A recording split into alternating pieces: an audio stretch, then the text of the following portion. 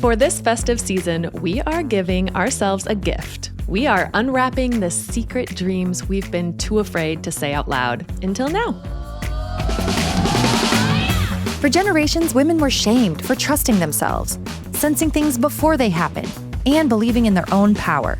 No one encouraged them to embrace it until now. Welcome to Trust Yourself.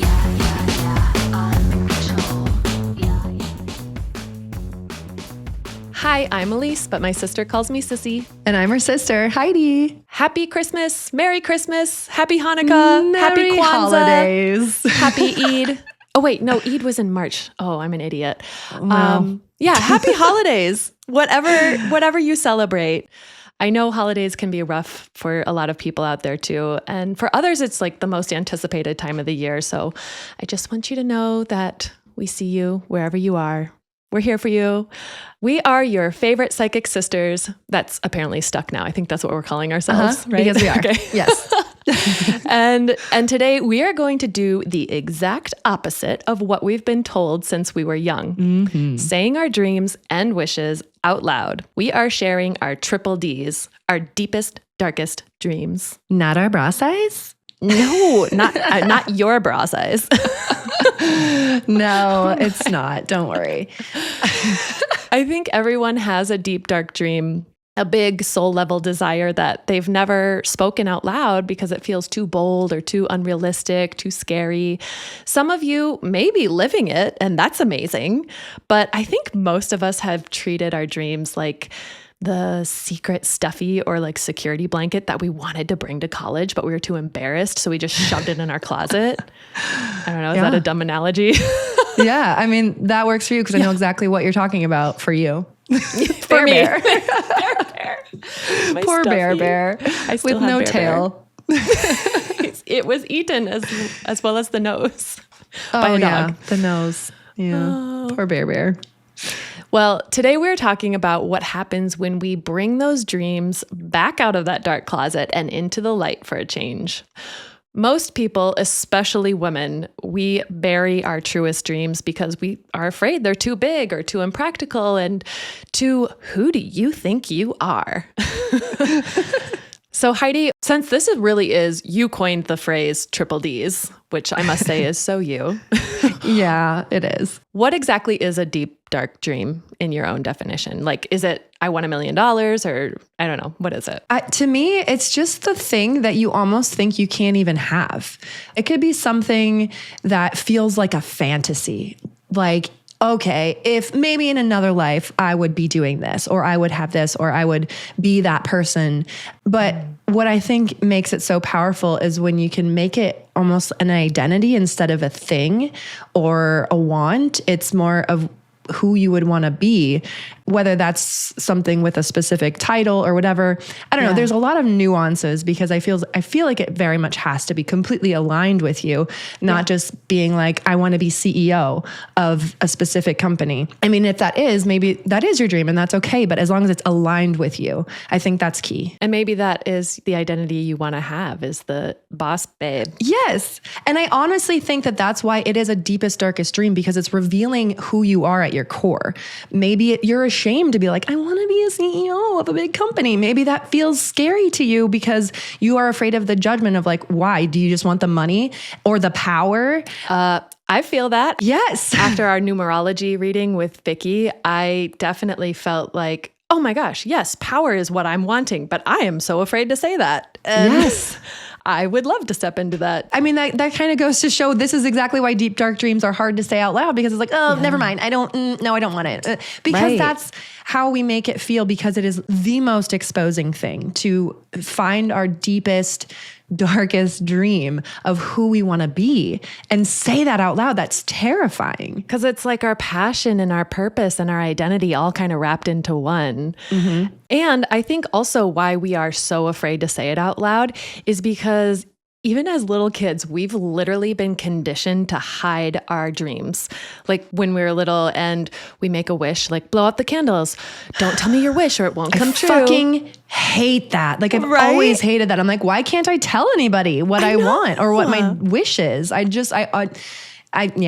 don't subscribe to that idea. Yep. And then in school, we're taught practicality over possibility.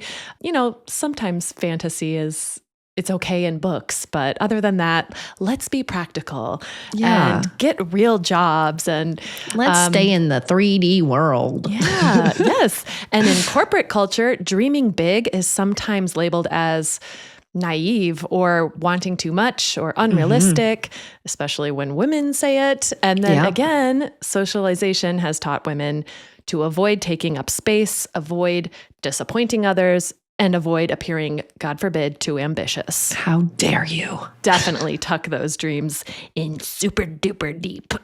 They're in there though. They're still in there and they want to come out. So 2026 is the year. Truly, even looking numerologically, 2025 was a 9-year collectively. That's endings, completion. We're finishing that cycle. And 2026, we're going into a 1 year. So this is the new beginnings, the leaders.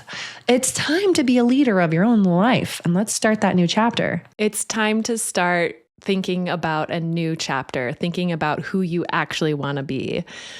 So I have a statistic. So there's research from Dr. Gail Matthews at Dominican University that revealed that people are 42% more likely to achieve their goals when they write them down. Yeah. Yet most people don't even feel safe admitting their goals and their dreams to themselves, let alone put it on paper, because sometimes we don't even know what it is we want. And then psychologically, when you suppress those dreams, the brain interprets that suppression, again, as a threat. Our brain always thinks we're being chased by a tiger. Fucking brain, chill the fuck out. So it activates that same neural network involved in self-censorship and shame. And we all know what shame does to us. So then you're connecting your dreams with shame all the time, which definitely you're not going to want to follow that if you feel shameful and guilty for it. Right. Well, and it closes the doors of opportunities to it, like energetically too. Right. And in real life, but it's not how you attract things. Yeah. So if you don't say your dream out loud or even write it down, it can show up then later as burnout, resentment, comparison, people pleasing, oh, well, they followed their dream, I can't do that. Or just feeling disconnected from your purpose. So hopefully this episode gives you permission to start honoring what you were never taught. Speak the dream, own the dream, stop hiding from the life that's calling you forward. I'll make a caveat too, because if you've been listening for a while, I'm an open book. I share everything. I'm loud and proud. But I will say, when I started doing this TikTok series of like expressing my deepest, darkest dreams, I had moments where I'm like, ooh, maybe I should change it to a different dream because I don't want to share that one. Yeah. And I think that's important to talk about too, because it is scary, even for the most confident, most self-secure, most like highest self-worth people. It is still scary to speak it out loud, but it's so necessary. And you know what it does when you do speak it out loud, but then you hesitate for a second and you're like, wait, I don't want to say this out loud. Take that moment to pause and say why. Ask yourself why. And because that can reveal a block. Because that recently happened to me because I just caught myself. I was going to say this is silly, but it's not silly. It's definitely I wrote not. down affirmations for myself to say that I am powerful, I am abundant, I am wealthy. And I had that on my nightstand. And my daughter came into my room and she started reading it in her little mocking tone, like, I am powerful. I little am sassy wealthy. 10-year-old. Oh my God. Right. I love 10 it. going on 35. She started reading it and immediately I'm like, oh, don't read it. And I asked myself, wait, why am I embarrassed for her to read that?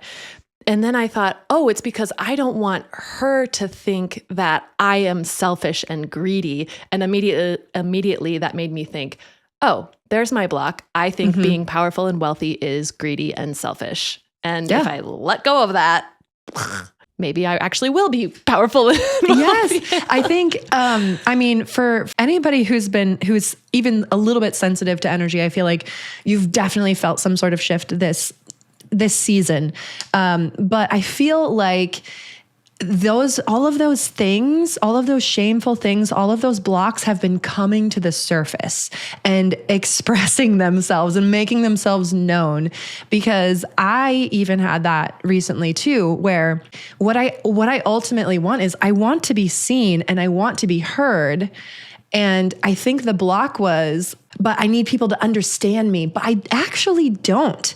I know what I know. So if I just want to be seen and heard just so that I can help somebody else who's feeling the same way, that's all I care about. Yeah. I don't give a shit if somebody's going to say that doesn't make sense or that is a stupid idea. I don't care. It doesn't affect me anymore. A year ago, not 6 months ago, it would have really affected me. And I just think that learning how you react to things, using your triggers of why am I upset about this? Why does this scare me? And being a toddler and asking why 500 times to yourself is really important.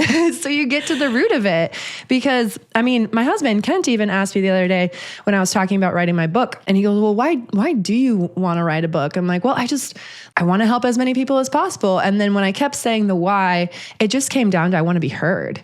And I felt this connection to a past life where it was just like, nobody heard me. Like I wasn't heard. And maybe this lifetime I get to be heard in a new way. So we could go down rabbit holes, but I'm not doing that. No, it's okay. We like rabbit holes. So before we get into our triple Ds, I asked mom and dad what their deepest, darkest dream was, but like without any context as to why. Did you ask mom, what are your triple Ds? I would have loved to know. No. Her response. She's like, I don't have those. I just said, if you could wake up tomorrow and have your dream come true, what would it be? Yeah. And she said, pain-free knees. Like, oh, poor mom. That's sad, actually. I know. She just had like all the hip replacements, knee surgeries, and I guess the knees are next. Oh, God. Guess what dad's was? Get to watch Hawkeye football all day. Oh, no. Go to a Missy Higgins concert. Oh, yes. Oh my God. That will happen one day. We will connect Dad and Missy Higgins because honestly, even just like the threads of how he got into Missy Higgins was from us anyways. Yeah. So I feel like, that needs to come full circle at some point. But she definitely speaks to his soul. Yeah, on another level. He sings her songs in the shower like every morning. It's kind of hilarious. Yeah. It's the same as I think about, how I feel about with Taylor Swift. Like she has helped me heal so much. And I think that Missy Higgins is that for Dad, which is fucking amazing. I love it. Well, if any of our Australian listeners have any hookups to Missy Higgins, please let us know, because Dad was in Australia for a month and could not get concerts. No, because she doesn't start until later. She's sold out. Well, she sold out all of her other concerts. So she's still amazing. She's killing it. And Dad's in love. Dad's in love. Mom's maybe a little jealous. But that's not necessarily like an identity. That's just kind of their dream. So I didn't really explain it well to them, but I thought it'd be kind of cute to tell you that what is really their dreams cute. were. But maybe, Mom's kind of is an identity of a pain-free body. Yeah, that's true.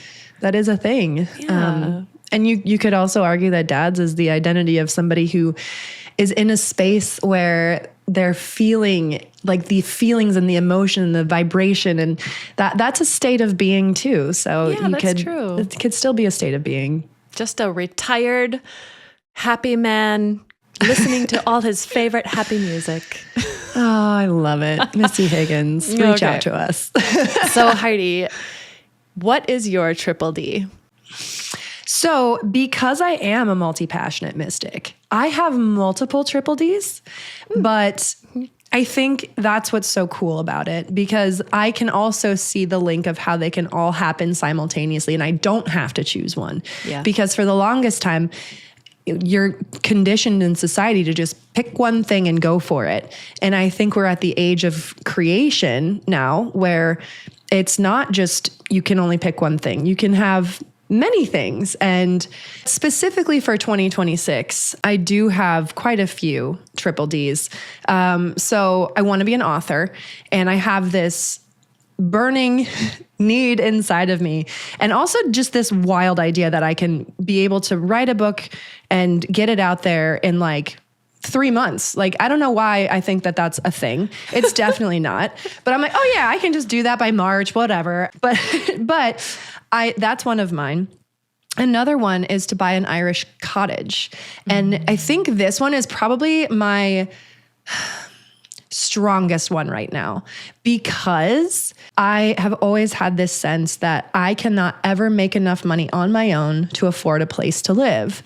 I have always had to rely on other people. I married way up. And so like, even when we bought our houses together, they never felt like mine, because I was like, there's no way in hell I could actually afford this house. This is just, I'm a leech. And this one feels so important to me. And an Irish cottage, like my space that I can create and I can say I own it and I put in all my energy and all my money into it. That is what I want to be, that person that has this.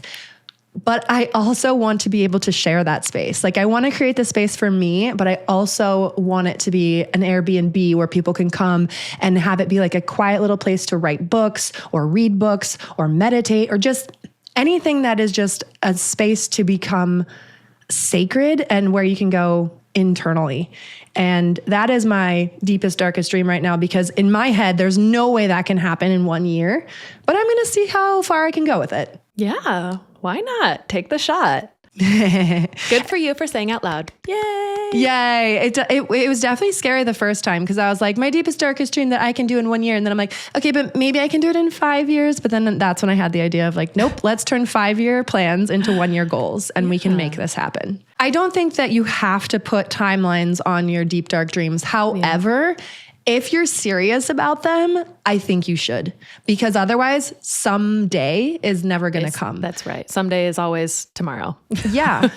But yeah, I don't think that you need to have a timeline, but when you put one on, it's like you're signaling to the universe that you are serious about it. Yeah, that's and true. Even if it does take 5 years, that's great. Like a 5-year goal is still great, because you still have something that you are working towards and you are showing the universe that you can focus on it and you want it.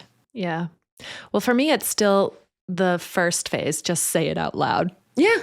My deepest, darkest dream, I'm realizing, is actually kind of a lot like yours, which is fascinating. I've had a dream for a long, long time, and it's kind of interesting to me in how it has evolved with what phase I'm in my life. But at the core, it's still the same. So that's why I know that this has to be my aligned path and what I'm super duper looking forward to. And I still say someday, but I feel it more than ever that it's going to happen. So when I was an architect, I was asked quite frequently, well, what's your favorite thing to build and design? And I'm like, well, whatever work comes through the door, because I'm excited. I don't have a choice. Right. And at this time, I designed schools, and that was great. But then I finally asked myself, I'm like, what would I like to design? Like, libraries are cool, but those rarely come in the door. But really what I wanted was an event space for like a wedding venue or some place for happy, wonderful gatherings. Yeah. And I never told anybody at my first job that I wanted that. And it wasn't until I was actually at my last firm that I said out loud to somebody. It happened to be the wife of my boss. Love it. She's like, what would you like to work on? I'm like, I think doing an event space would be super fun. Well, guess what? A couple months later, we had a client come through saying, we want to make an event center. And the first person they turned to was me, because they're like, oh, Elise has always wanted to work on that. I'm like, holy shit, this is amazing. That's how the connections work. And this is why we need to say it out loud, because people will help you. Like, they will, do the things to make it so that you can do it. Yes. The only bummer is the funding fell through and it never happened. But I did get to do the first phase of design, which was really fun. And it just instilled in me this desire still. Like, I want to not only design it, but then I started thinking, actually, I want to own an event space. Yes. I want to run the event space. Well, that might be a little much, but like, I wanted to create a space for people to come and gather. And then I just kind of put that in the back burner, like, maybe that's something I'm going to do when I retire. Then we started this business and I started thinking about it and I'm like, you know what? I don't have to be the architect behind it. What if I am just the person coordinating the events and hosting these events? And it's still there, so that dream is still present. It's just evolved into now creating space, really.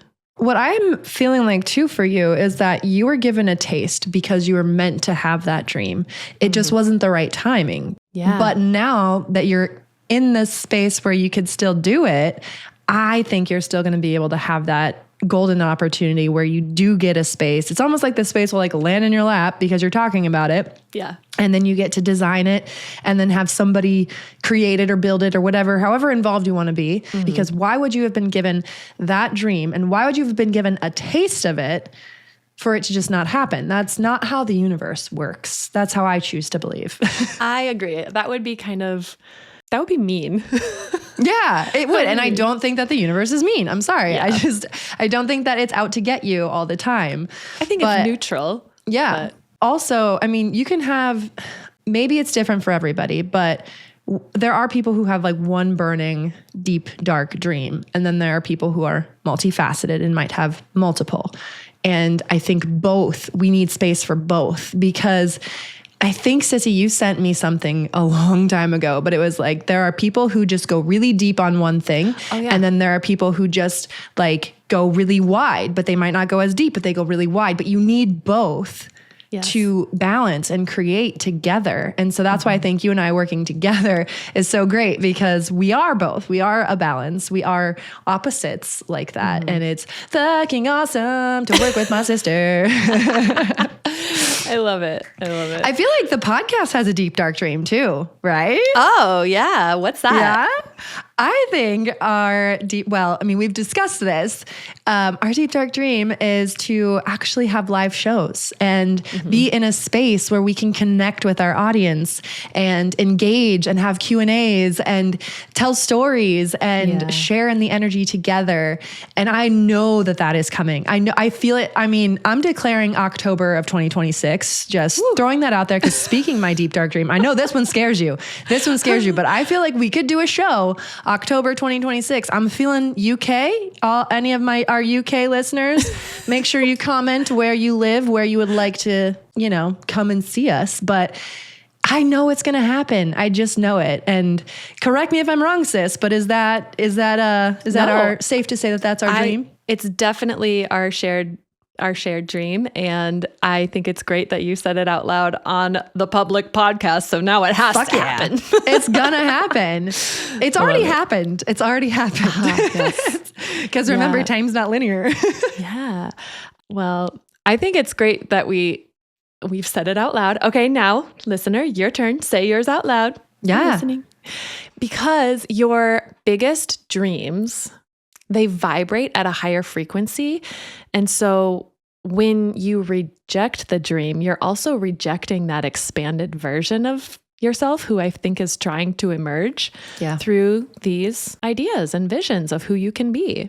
So stop that. Stop Knock it off. Knock it off. Embrace it. So what are some things that we can do today to just start thinking about your deep, dark dream, if you're the person that is not currently living your wildest fantasy? Well, honestly, even if you are living your wildest fantasy, I still feel like you still have more dreams. Dreams keep evolving. So obviously the first thing is just to write it down, say it out loud. But then what I like to do is think about me in that version, me as that person. What are the things that I'm doing? Where am I going? What does my day look like? How do I spend the summers? And just start writing down those things. So when I'm thinking about our deep, dark dream for the podcast, and it's having a live show, what are the things that would help that happen? And it's literally delusional thinking, and I fucking love it.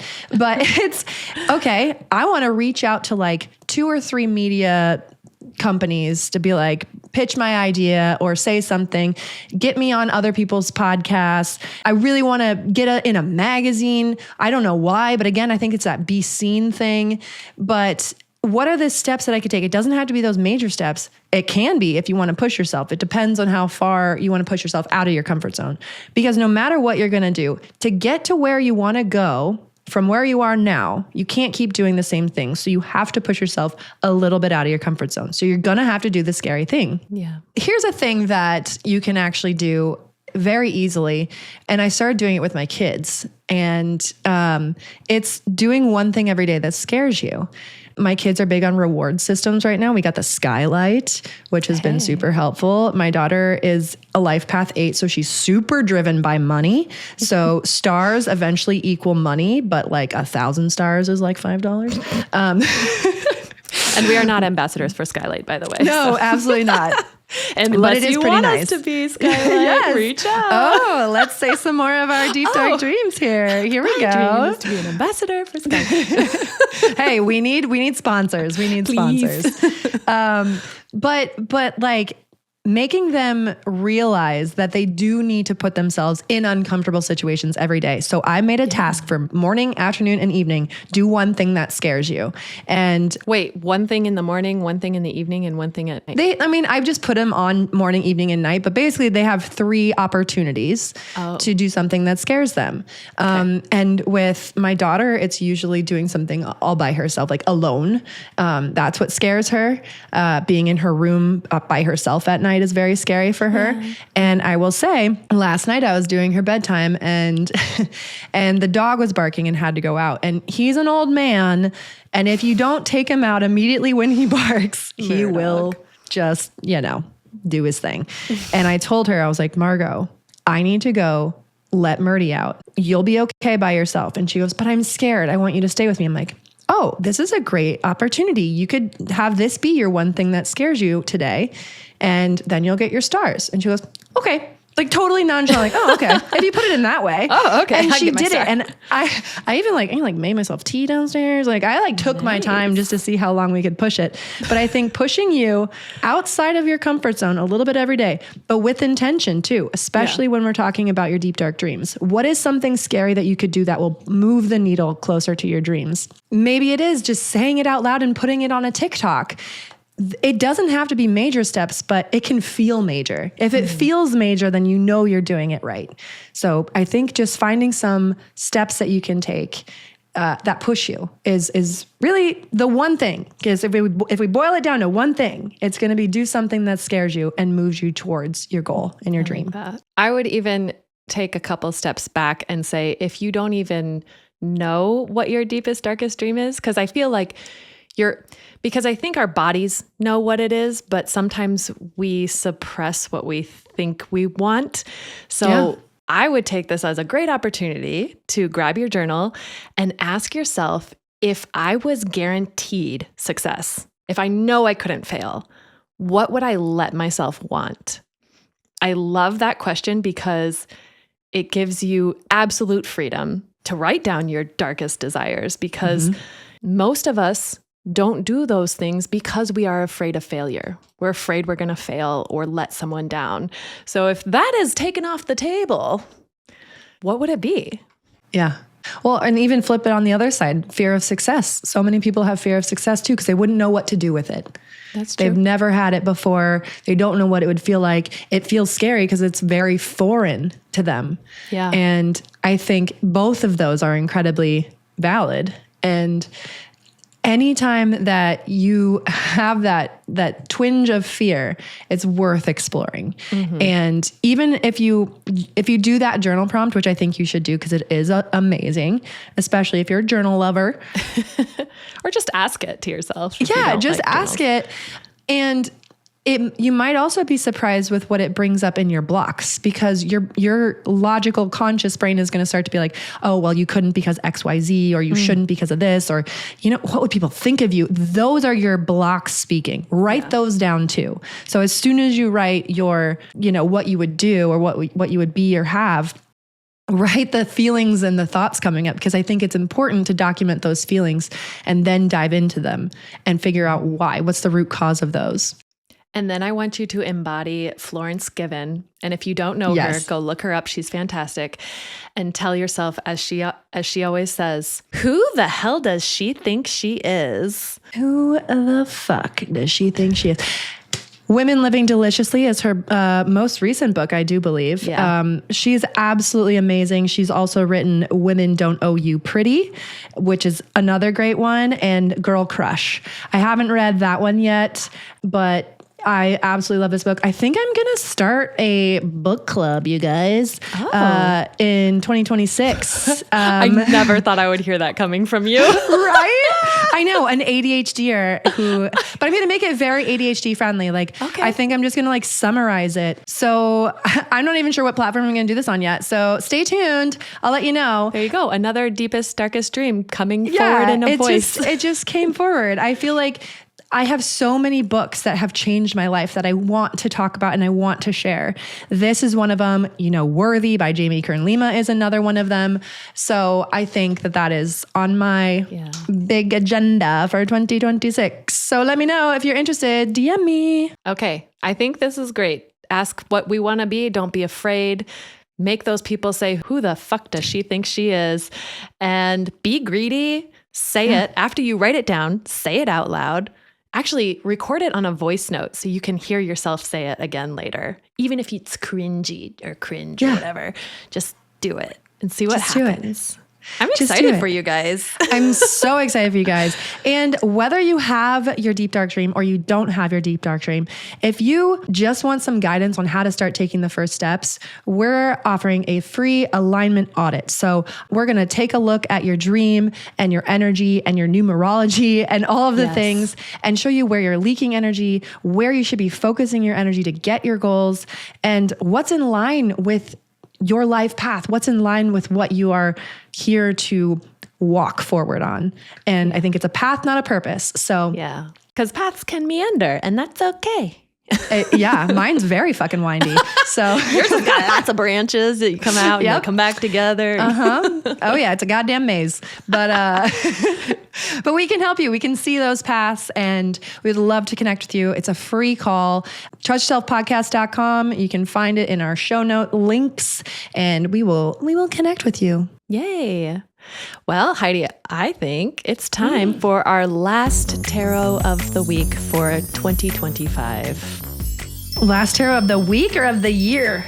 Well, I guess you could do it for the year, but... Wait, no, is it really the last one on Christmas? Oh my God. Yeah, because the next one's New Year's Day. Oh my God, the next one's New Year's Day? Yeah. You guys. Coming in with a bang.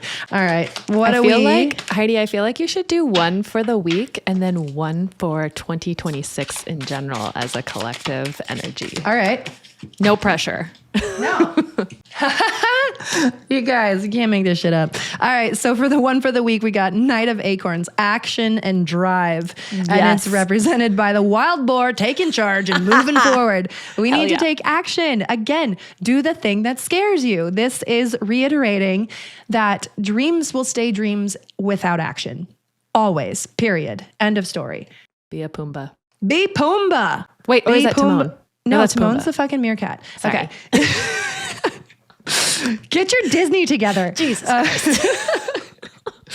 Take action and drive. So, I mean, I don't have to interpret this card any farther than that. And then for the year, you said for the year, we get number 2, the High Priestess, intuition and sacred knowledge, represented by the lynx. Yes. We all know the High Priestess is basically divine feminine, tapped into her intuition, just follows her, not her heart, because her heart is emotions. Sometimes we don't want to follow our emotions, but we follow our inner knowledge, our sacred knowledge that comes from deep within us. So, does that apply towards politics as well? So we'll have some feminine energy in our political I fucking realm. Know that. Yes. I was going to say I fucking hope so, but I'm like, nope, I'm declaring it. Yes, it will happen. I'm not going to hope anymore. I'm going to fucking declare. Okay. I'm ready. Ooh. Oh, this is feeling good. Oh, happy Christmas, everyone. Yes. Happy holidays. Happy holidays. And don't forget to sign up for your free alignment audit if you're interested. And until next year. Ooh, yes. It's your move, sis. Make it count. Bye.